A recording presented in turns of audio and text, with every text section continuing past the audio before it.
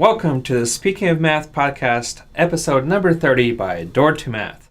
This podcast is devoted to all things math education and how parents can be a positive factor in their kids' math learning. Math is the gateway to many professional careers as well as confidence and personal growth. Find more information at www.doortomath.com. So let's get on with the topic of the day. Today we have a guest in the studio with us. Christina is a mom and a teacher herself, and today's topic is on public versus charter versus private schools. So let's get started. I wanted to pick your brain a little bit, which is what he was writing there. What was the reason some parents decide to go to private school and charter school and homeschool instead of public school? Like, what in your mind is the decision point? Because Alex went to the charter and private school route. The big one, the number one reason is usually teacher to student ratio. Tell me a little more. Why is this student-teacher ratio a big driving factor for you? Because in almost every educational study, that was the single factor you could change to get the biggest change in how well kids learned and how much they learned. So attention and be able to adjust. Yes. Yeah. I know teachers who love teaching, it is their life, and they are being burned out because they're having, 200 kids a year in their 6 classes. So from a parent point of view, sending a kid to the public school and 35 kids in the classroom, or 40 sometimes, and that individual attention is so missing, and teachers spend a lot of time doing the discipline or the on the lower part or the upper part of doing the grading. So that's a big factor. One of the biggest factors is student-teacher ratio, and the other one is testing. Unfortunately, so many of our public schools are required to administer a lot of tests. And between teaching to the test and administering the test and aftermath the test, they are losing their actual teaching time. So the number of instruction days are so much limited. Yes. Okay. And that's why there's a push to year-round teaching to address this increasing dearth of teaching days and it's almost as if you're teaching for the exams that you have to administer, right? Right. Okay, so that's 2 reasons. One is charter testing, schools have different testing requirements than public schools, and private schools can choose which test to administer altogether. Well, let me ask you, so for the private school routes, are you worried because the private school take you money for education, right? And that's private school. So are you worried that because they are more of a financial reaction than just purely educational, are you worried about the, not quite quality, but they give you a little more slack for the students? Because they want you to return, right? Is that a problem? That's a good question, and I think it can be, but I think most private schools realize that that's a short-term solution that's long-term suicide. Because if your kids your kids can't manage when they graduate, then the word is going to spread pretty quickly. Mm-hmm. Oh, they were nice to my kid, but my kid can't do anything. Right. So no, I think most private schools actually have very high standards. Gotcha. The charter schools have even higher standards than most private schools. Okay, BASIS we'll have to leave on to. BASIS is in our Tucson is ranked nationally as a charter school. I have some other questions surrounding BASIS. Now back onto your decision. So why Kano? Kano is one of the private school here in town. One of the big draws of Kano. Kano School has the very high teacher-to-student ratio. The classes are very small, and that fits to 2 things. Allows for a lot of individual time. Also, it is a progressive school based on putting into practice the ideas of progressive schools from the 70s, where kids are expected to choose their own courses and chart their own way to a very large extent. Now, I have a question on that. So for our listener out there who are looking into the selection, because this is the time a lot of parents actually do the open house, right? They visit around.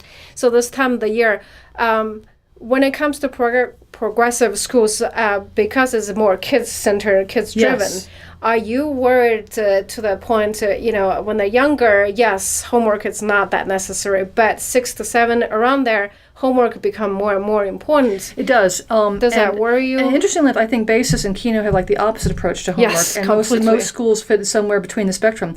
BASIS, I mean, I'm told it's 3 to 5 hours of homework a night. Give and take. Both our kids went And there. I went to a school like that for several years too. Right. And after that, college was easy. Yes, I don't care because you which. have the I don't care habit. which college. Yes. Yale, Harvard are easy after a public school or private school where you have 3 hours. Well, of the homework a muscle night. is there, right? The muscle is the there. homework yes. muscle is there. Yeah. And if you learn how to write an essay in high school, then any university becomes 10 times easier. Yes.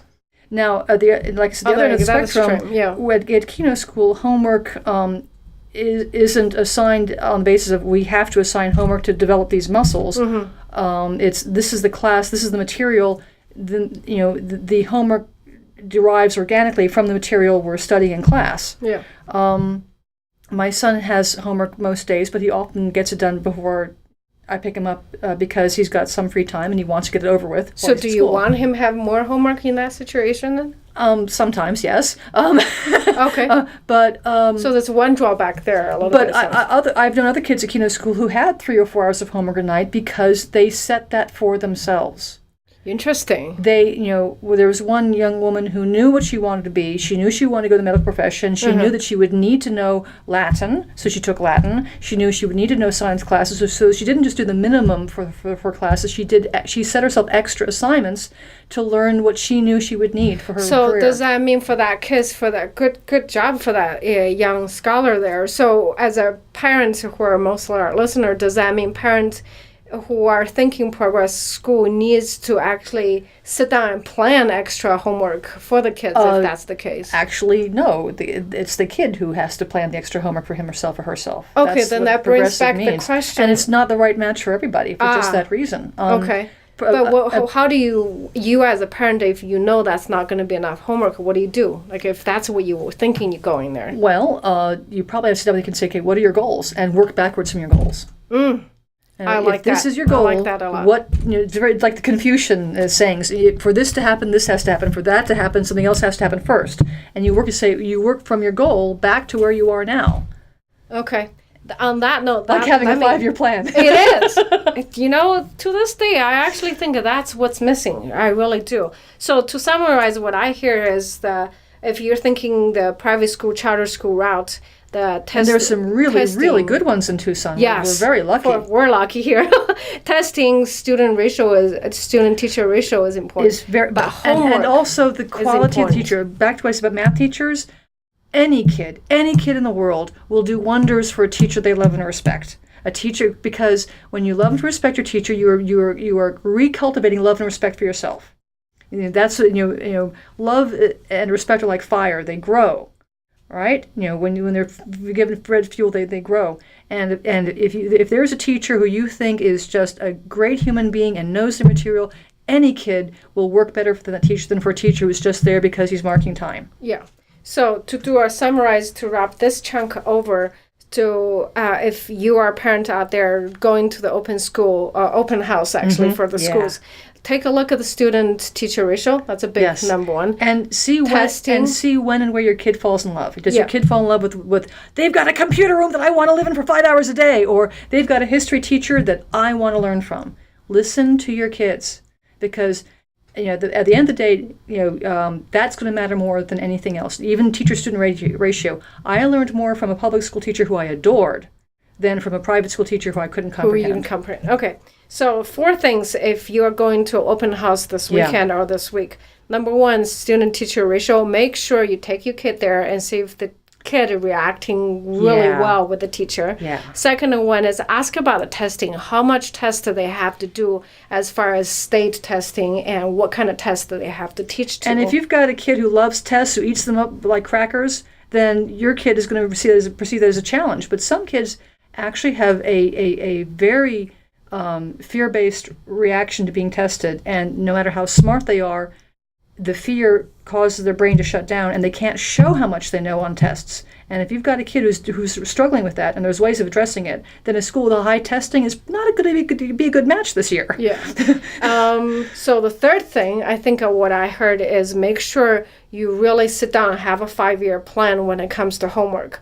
one extreme, 3 or 4 hours homework will give you the muscle for the homework, handle anything. You will get into medical school, you will get into law school, yes. On the other side, though, for the kids who are less likely like to have homework, but you have to know it's important to have that habit of homework, right? And the last one, I think I heard, of course, finance is a deal, right? Yeah, when my daughter walked into Kino School for the first time, it wasn't even in session. She looked around, she talked, she met one or two people who worked there. She refused to leave the building until I promised to bring her back when school was in session. Oh my, okay. We had a similar situation for our son who loved the robotics and walked into one of the higher end one. Yes. Just say I'm not leaving until I can come back. Yeah. And Choya Magnet High School with its program for judicial system, for criminal and judicial, it's a magnet school for that sort of thing. The kids who want that, who know they want that school Best is fit for those kids. Dream come true for them to have that option. Okay. And on that note, we'll wrap up today's podcast. Until next time. High pay parenting.